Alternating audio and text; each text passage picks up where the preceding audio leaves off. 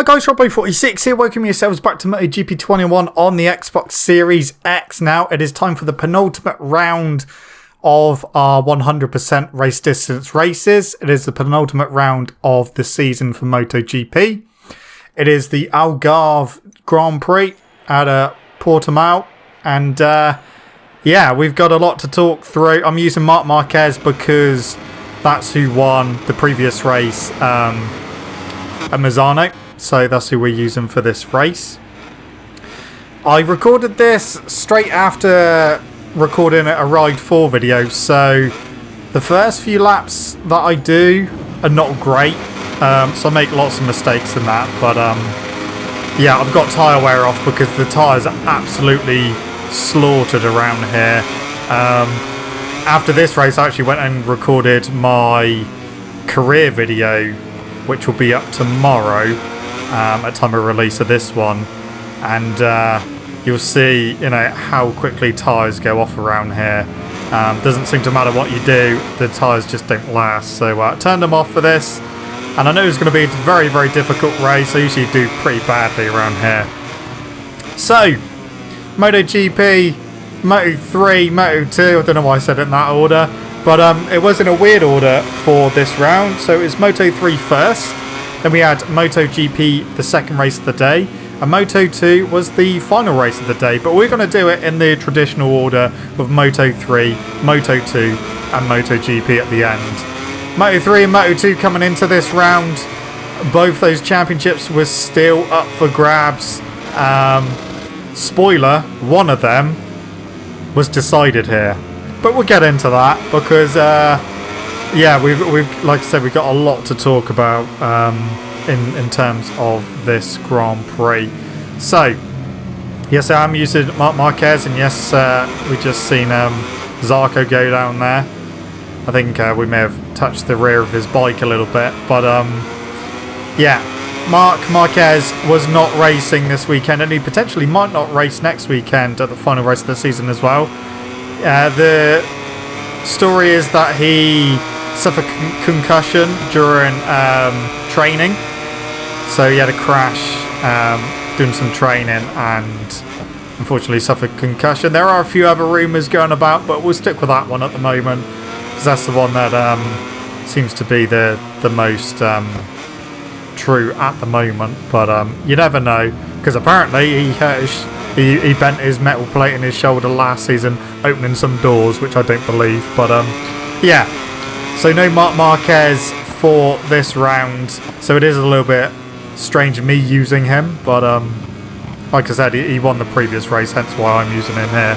So Moto3, the title between Pedro Acosta, the rookie sensation, and Dennis Foggia, who has, you know, had the momentum for the second half of this season. He's clawed it's something like over 70 points back on Acosta, and closed the gap right down. Qualifying, it was Sergio Garcia on pole position with McPhee second, Adrian Fernandez in third. Dennis Foggia was on the second row in fourth place, but it wasn't a good qualifying for Pedro Acosta. He started down in 14th place. He actually gave his teammate Mazia a tow, which was really weird. We've seen it happen in the last couple of rounds as well, where really it should be the other way around, Mazia trying to help out Acosta in qualifying, but no. So Mazia starts in 5th, but Pedro Acosta down in 14th place. So it was definitely going to be a battle of huge proportions, and that is exactly what we got. So off the start, it was a bit of a, well, you could say a tussle off the start, as it always is in Moto3. You had quite a few riders who were fighting for position. Foggia got a pretty decent start. Pedro Acosta got a pretty decent start, but at the front it was well, you had Sergio Garcia there. You had Artigas had a really good start and managed to get towards the pointy end. In fact, he got ahead of Foggia. you had yeah, so Foggia, he was there or thereabouts. You also had like I say, Garcia, Foggia. You had McPhee, who was there, Darren Binder, who was there. So it was looking like the usual kind of suspects for Moto 3. At the end of the first lap, Dennis Foggia came out the final corner in 5th place. And those Leopard Hondas are so quick that by the time they got on the brakes for turn 1, he was in the lead. And he got into the lead. And Pedro Acosta had basically managed to make up 6 places as well down to turn 1. So he'd moved up inside the top 10. I think he moved up to about 7th place. Really aggressive Acosta, considering what was at stake. Some of the moves that he was putting on was, you know, all it took was someone to just move slightly, and you know it could have been very, very costly. He went round the outside of about 2 or 3 riders through turn 3, put himself up the inside for turn 4. A really, really good move, but very, very aggressive in the opening laps. But obviously, he had a lot of work to do after qualifying down in 14th. So, you know, he had to try, and that is exactly what he done. He did manage to get with the leading group, and yeah, Dennis Foggia, he did try to pull away. He had his teammate Artigas get into 2nd place, and I mean, Foggia managed to open the gap up to about 0.6 of a second, and we kind of thought maybe he's going to do what he tries to do some of the previous races where he just tries to clear off, but he wasn't able to do that despite how quick his bike is in a straight line. Mazia and yeah, trying to work his way through. Pedro Costa was there trying to work his way through as well. Unfortunately for John McPhee, he unfortunately crashed. He went down pretty early on in the race. So that was his race done and dusted. But back at the front, it was you know, chopping and changing. You had the lead change a few times. You had Darren Binder come through. You had Foggia drop back. You had Pedro Costa come through. Mazia as well was trying to get through to help out his teammate. Garcia was trying to get into the lead as well. So it was you know, a pretty big group. I mean, it was about 6 riders for a little while. Pedro Costa eventually managed to get through into the lead. Mazia managed to get into 2nd place, but then Mazia actually attacked his teammate Acosta to take the lead. Whether, you know, the plan for him was, you know, I'm going to try and lead and pull you away from everyone else, or, you know, that didn't happen. Because as soon as the Red Bull KTMs got to the front, Foggia knew he had to get back past on them both, so he did eventually manage to get back through, and then he kind of slowed the pace down a little bit. He allowed a lot more people to join the fight in the leading group. You had the likes of Mino and Antonelli join the group as well. A bit further back, you had Sasaki and Fanati fighting. Artigas dropped a bit like a stone when quite a few people joined the front group, so he wasn't able to help his teammate out and try to, you know, defend or just try to make things difficult for Pedro Acosta. So Artigas dropped back he was in about 10th place for a lot of the race. And again, you had a monumental battle between Acosta and Foggia, both put in some good moves. You had Darren Binder as well, who had a few coming togethers with a few people. I know that Mazia hit Binder a couple of times. He did put his hand up to say sorry, but luckily both riders stayed on. So yeah, some very, very aggressive racing happening in the front group. And, you know, every time Foggia tried to slow the pace down to help other people catch up and try to get in front of Acosta. Acosta and Mazzia and other people would put moves on and regain the lead. So it was a really good race, and it was as explosive as you would expect. Pedro Acosta could win the title here. Foggia could not. Foggia could take the title hopes to Valencia, but that was it. He mathematically could not win the title, even if Pedro Acosta DNF'd. So, Acosta, maybe, I guess in a way, he could be a little bit more relaxed because he knew no matter what happened, he wouldn't lose the championship here. So maybe, the fact that he was riding really aggressively and trying to get past people as quick as possible, maybe that was just, a little bit of confidence in his mind, and just the worst that could happen is, he could lose the championship lead, but he wouldn't lose the title here. It would go to Valencia if he DNF'd. Darryn Binder. We know that Darryn Binder is moving up to MotoGP in 2022. We know Darryn Binder has a reputation for, he's got the nickname Dive Bomb Binder or Dive Bomb Darren, because he dive bombs people and he has history of taking people out. So on the final lap of the race, you had Dennis Foggia, who led down the straight. Pedro Acosta right behind him. Into turn 3, Acosta, who was very, very good on the brakes, managed to get up the inside of Foggia.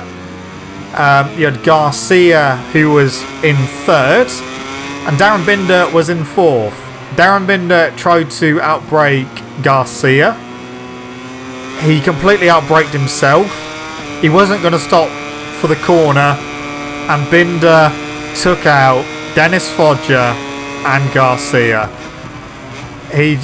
Binder stayed on and carried on. He dropped back to about 4th place after that, but he'd taken out Dennis Foggia, who was fighting for the title, and he also took out Sergio Garcia, who was in 3rd place. This was on the final lap of the race at turn 3.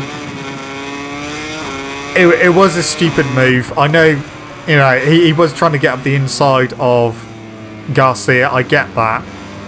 But he was never going to stop for the corner. If you watch the replay, look at the angle of which Darren is going into the corner. He was never going to stop for that corner. And unfortunately for Foggia, no fault of his own, he got completely wiped out. And that was his title done. Pedro Acosta went on to win the race, which meant that he won the title as well. If Acosta had won the title and Foggia got 2nd, Acosta still would have won the title. But it's just that we don't know what would have happened on the final lap now, between Foggia and Acosta. Foggia may have not been able to retaliate to Acosta after being overtaken at turn 3, but he may have done. It's we were kind of robbed of a last lap battle between the two, and I think it would have been a really good battle. But yeah, Darryn Binder again taking people out, and unfortunately for him, he's just proved again why he's not ready to move up to MotoGP. He's not ready. If he does those kinds of moves in MotoGP, there are going to be even worse consequences. He's going to have a much quicker bike, a much heavier bike, and he's potentially going to seriously injure someone if he carries on doing those sorts of moves. It's not good. Like I said, it definitely shows that he's really not ready for MotoGP. In fact, he's probably not even ready for Moto2 at the moment. It's just too many times for Binder, and he was ultimately disqualified from the race. It is what it is. He did try to go and apologise to Foggia and also Foggia's team. But if it was a normal race then, you know, I think obviously the team and Foggia would have, you know, been okay, would have accepted his apology. But because of the fact that they'd worked so hard to close down the gap to Pedro Acosta, by like 75 points more than that over the last few races, all that hard work undone through no fault of their own. The team didn't want Binder in the garage, so they kind of basically just told him to get out. Romano Fenati had actually gone in beforehand to consolidate Foggia, and you actually saw Fenati walking out of the garage as Binder was walking in, which is probably a good thing because we know what Fenati's like, we know his track record. But yeah, that unfortunately spoiled the end of what was a really good race for Moto3, and you know, potentially the title could have gone to Valencia, but again, like I said, we don't know. Like I said, Foggia may have not had an answer to get back through on Acosta. Acosta been, you know, very strong all weekend. He's been strong all season. I know, you know, last few races Foggia has had the better of him, but you know, as a rookie to come into Moto3 and to win it first time of trying, you know, just goes to show how talented this kid is. And I think we're going to see some good stuff from him in the future as he moves up to Moto2 for next season. So it was Pedro Acosta who took the win, and with that win he took the championship. Andrea Migno came through and took second place, a little bit under the radar, but with all the shenanigans from Binder taking out Garcia and Foggia, that promoted Migno to second place. Antonelli was third. Jeremy Alcoba got fourth from Gravera in fifth. Sasaki was sixth. Fenati in seventh. Artigas eighth. Suzuki in ninth. 10th was Salach. Fernandez was 11th. 12th for Carlos Tate. Holgado was 13th. Kelso 14th, and Sura was the last point scorer in 15th. Then you had Nepa in 16th, Fellon in 17th, Riccardo Rossi 18th, Mazzia in 19th, who actually crashed a bit earlier on in the race towards the end though. He did get back up, but yeah, he finished in 19th place. Yuki Kuni was 20th, Yamanaka 21st, and Isdaiha was 22nd.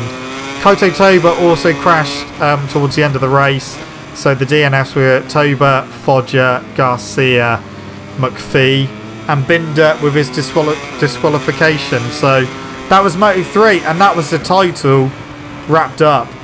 So they go to Valencia. Pedro Acosta is champion. So huge congratulations to Pedro Acosta, thoroughly deserved, and yeah, can't wait to see what he can do in MotoGP with a bit more power under him.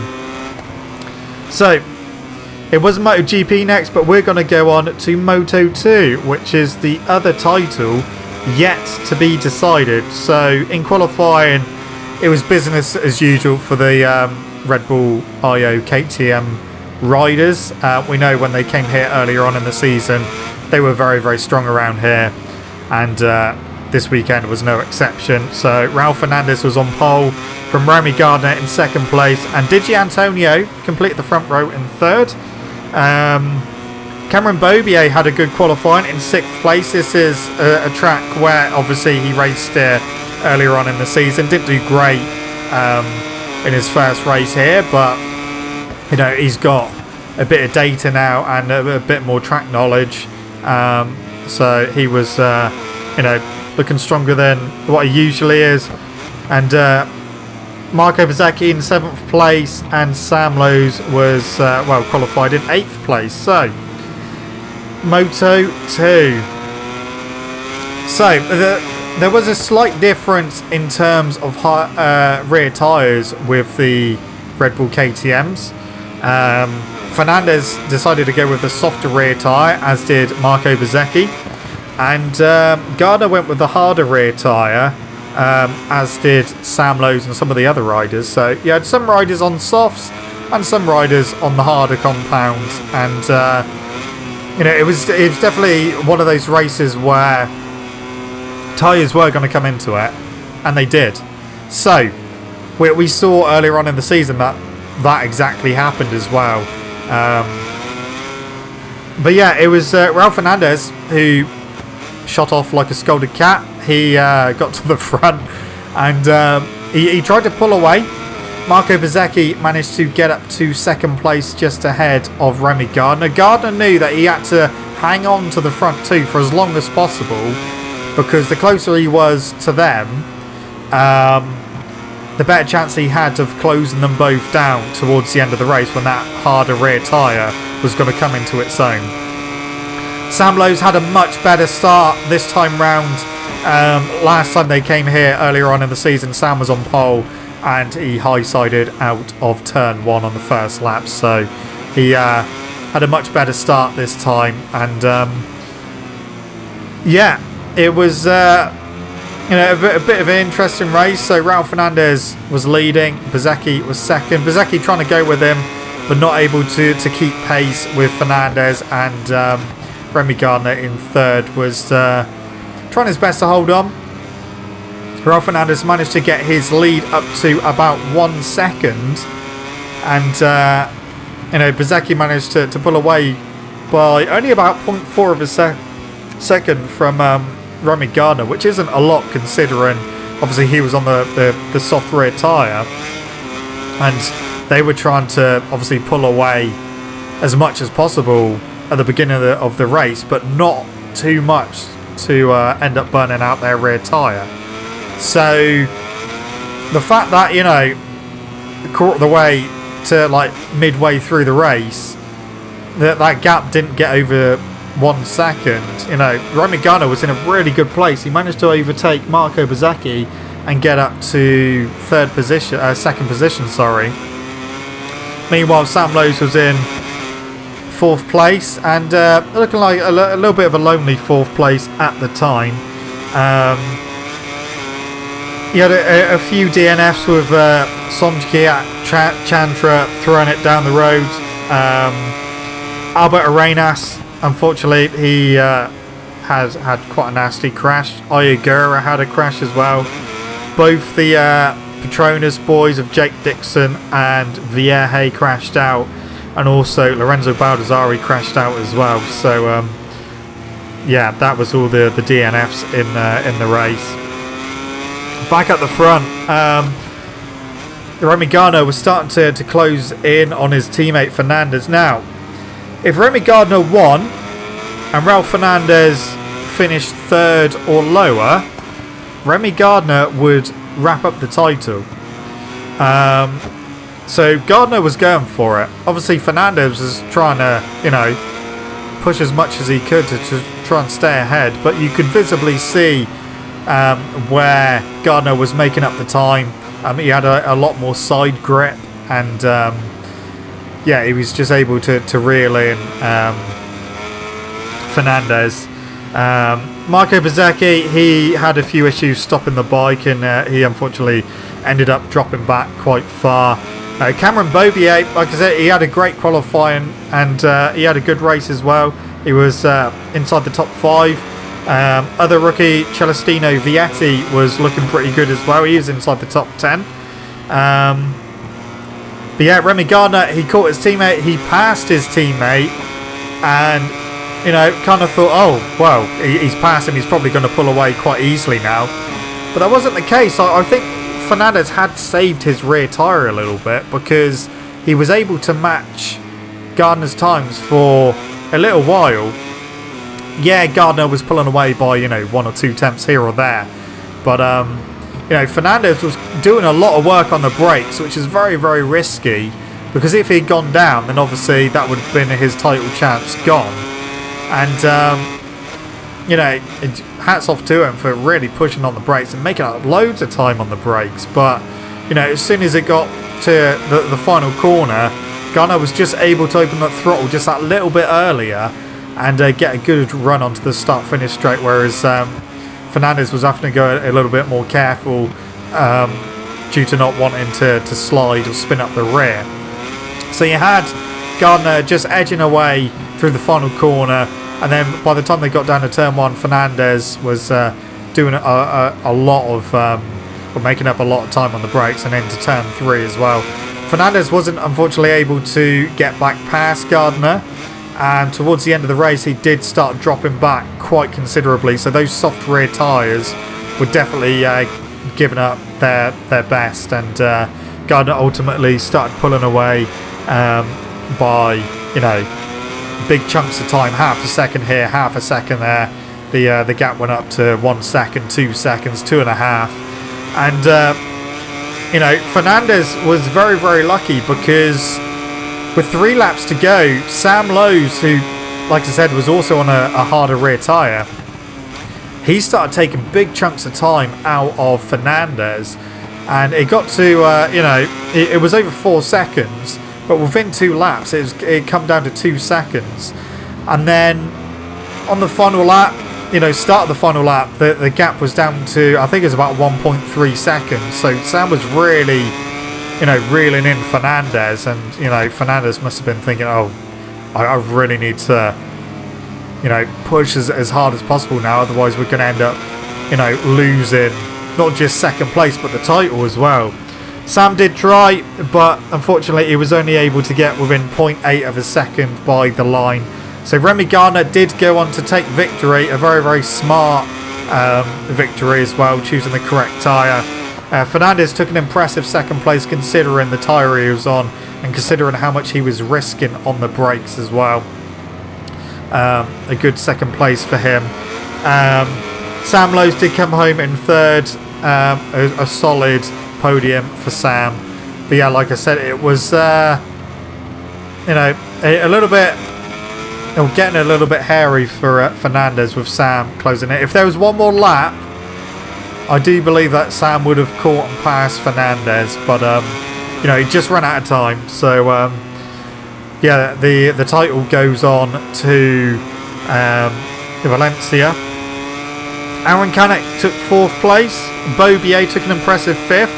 Then you had Vietti in 6th place, Navarro 7th, Bezecchi was 8th, Augusto Fernandez was 9th, 10th place was Marcel Schrotter. Gigi Antonio, bit of a weird race. Like I said, he qualified on the front row and he finished down in 11th place. So it's been a bit...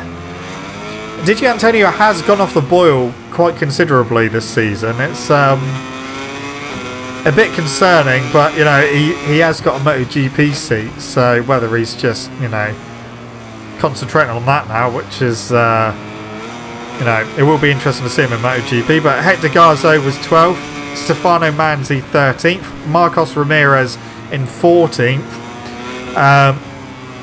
Remy Gardner actually ran into the back of Marcos Ramirez during free practice through the penultimate corner, and it was quite a heavy crash. But luckily, you know, Gardner wasn't injured too badly. Well, obviously he wasn't to go on to take the victory here.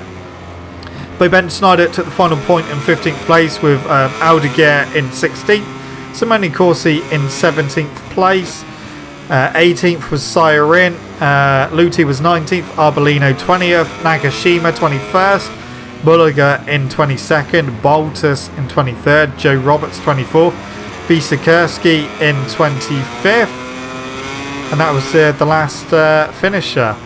So in terms of championship, they go to Valencia with Remy Gardner having a 23-point lead over Fernandez in second place. So you would think, you know, all Remy's got to do is score 3 points and that's it, job done. But it's motorcycle racing, anything could happen. If Remy Gardner has a DNF and Fernandez wins, then Fernandez will win the title by 2 points. So it's still all to play for. And nothing is a given in motorcycle racing. But yeah, the title chase goes on to the final race of the season, which is good. It's what we like to see. So yeah, looking forward to seeing that next time out. Right then, on to MotoGP. Like I said, Marc Marquez was ruled out of this one and potentially the next one as well due to concussion. He'll obviously have another assessment before Valencia to see, you know, if he's going to be able to race. So Stefan Bradl was stepping in for him. as we've seen Stefan Bradl do at the beginning of the season. So in terms of qualifying, it was Bagnaia. In fact, it was Factory Ducati 1-2, with Bagnaia taking pole position from Jack Miller in second place. Joan Mir was third, a good qualifying from the reigning world champion, or the ex-reigning champion, the 2020 champion. Jorge Martin was fourth, Zarco fifth, Pol Espargaro, a decent qualifying result for him in sixth.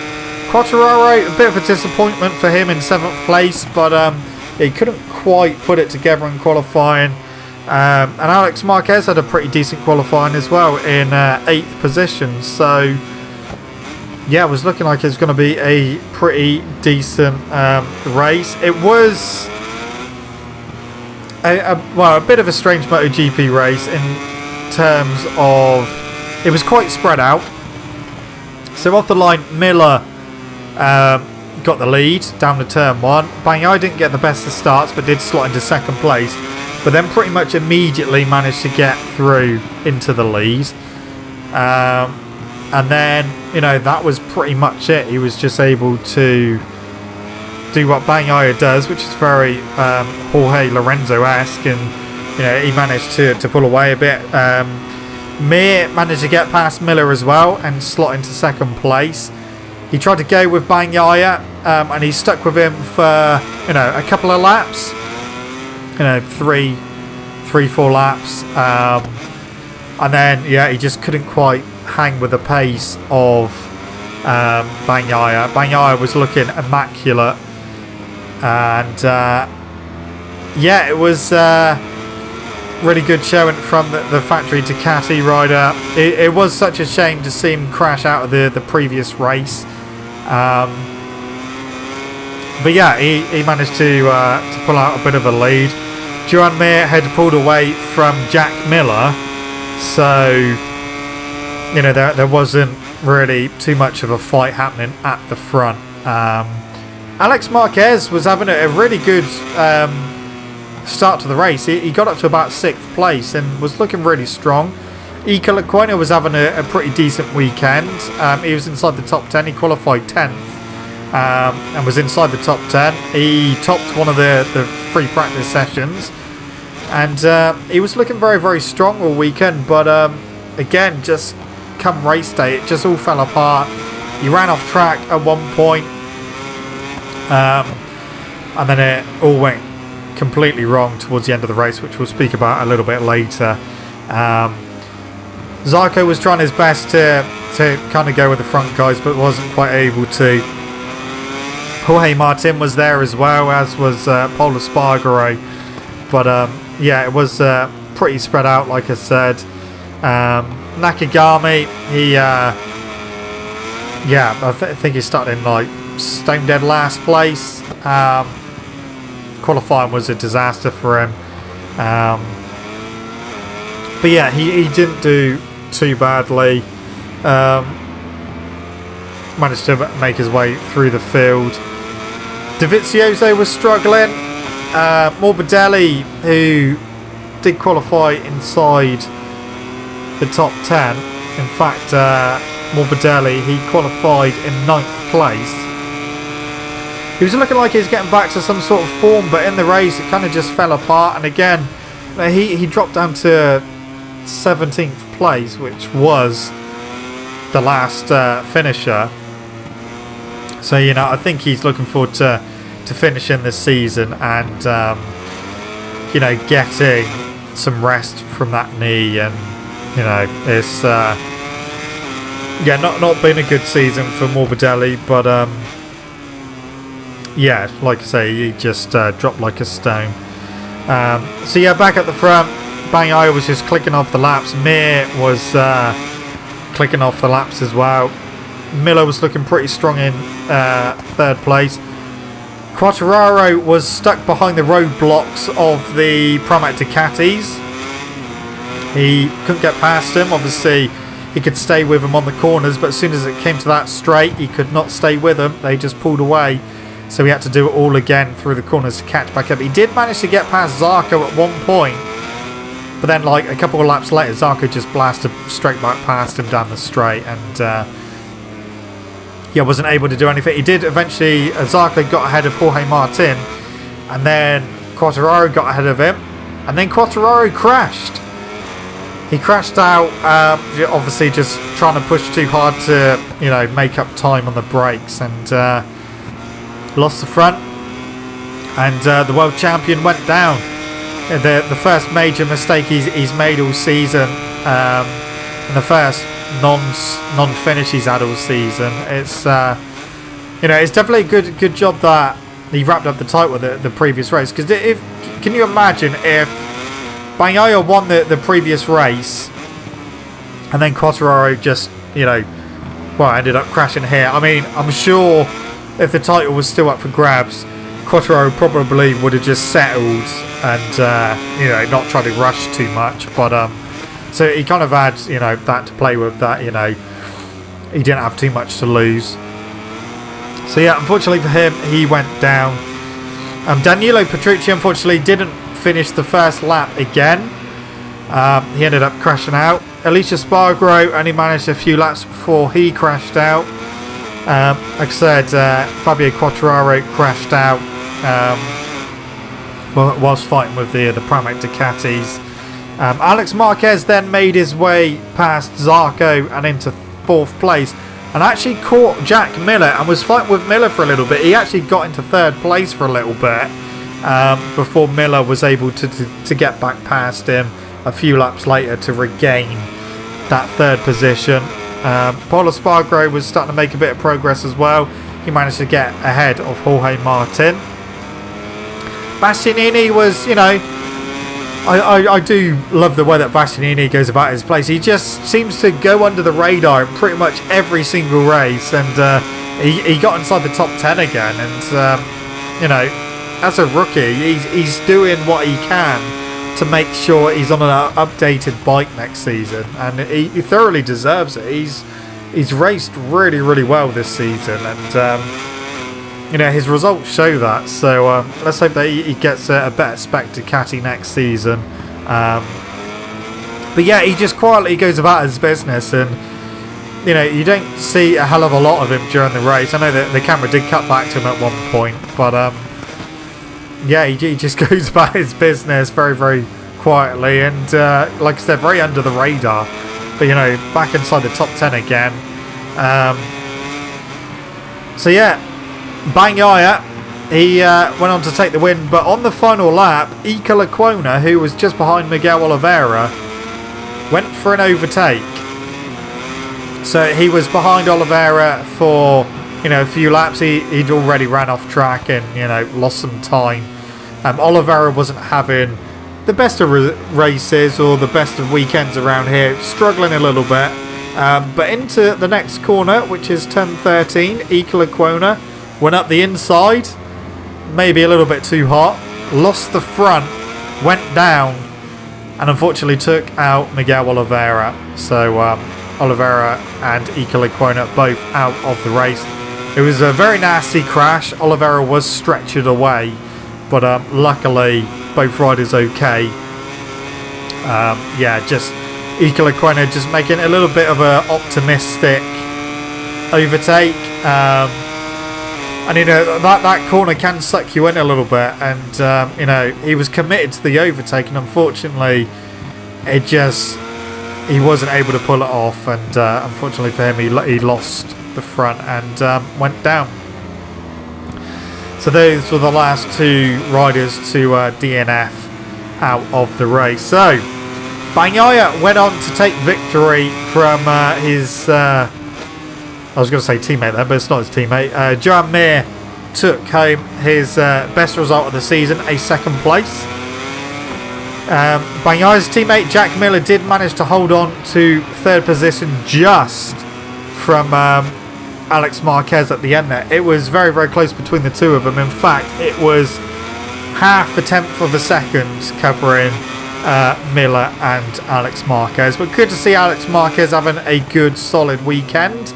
Hopefully that will build his confidence up a bit more.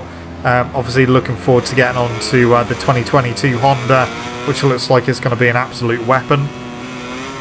Zarco came home in a respectable 5th place, with Pol Espargaro picking up 6th. Jorge Martin was 7th, considering he had a horrible crash here earlier on in the season. I think he was just happy to finish the race. Alex Rins was 8th, with Bastianini in 9th place. 10th was Brad Binder, and then 11th was Nakagami, which is a pretty decent result for him. Luca Marini was 12th. Valentino Rossi was 13th place. Not only that, Valentino Rossi was the top Yamaha, and this season, I think that is the first time that's ever happened this season. He was the top Yamaha. He was just he was ahead by about 4 seconds of his teammate Andrea Dovizioso, who was 14th, and Stefan Bradl, he scored the last point in 15th place. Maverick Vinales came home in 16th place, with Franco Morbidelli in 17th place. So that was MotoGP. Like I said, it was quite a spread out race, apart from between Miller and Alex Marquez. We did have a bit of a battle between Quartararo and the Pramac boys before Quartararo unfortunately crashed. So the championship, obviously we know it's already wrapped up, but Bagnaia has solidified his 2nd place, and he will finish 2nd place in the championship no matter what happens in Valencia. And Joan Mir takes 3rd position in the championship as well, no matter what happens in Valencia. So the top 3 positions are all locked out. Jack Miller moves back up to 4th place in the championship. He'll be looking to, consolidate that at Valencia as well. Zarco moves down to 5th. With that win from Bagnaia, that meant that for the 2nd consecutive year, Ducati have won the Constructors' Championship. So, very well done for them. As my rider just crashed there. Marquez crashed when the AI took control of him. So again, hats off to Ducati. They've had the all-round package for this season, and they took home the Constructors' Championship. So that is it. One more race to go. Valencia. One more championship to wrap up. Moto2. Who's it going to be? Will it be Remy Gardner? Is it going to be Fernandez? It's looking very, very likely it will be Remy Gardner, but like I said, anything can happen. He's got a 23-point lead going into Valencia. All we know is that Fernandez has to win no matter what. That's going to be an interesting finish to the season. It will be Valentino Rossi's last race in MotoGP as well at Valencia, so that's going to be quite sad to see. But anyway, guys, that is it from me. Thank you so much for watching. Don't forget to leave this video a like if you enjoyed it. Subscribe to the channel for more content. I shall see you guys in the next video. Don't forget to stay safe, wash hands, look after yourselves. See you guys next time. See you!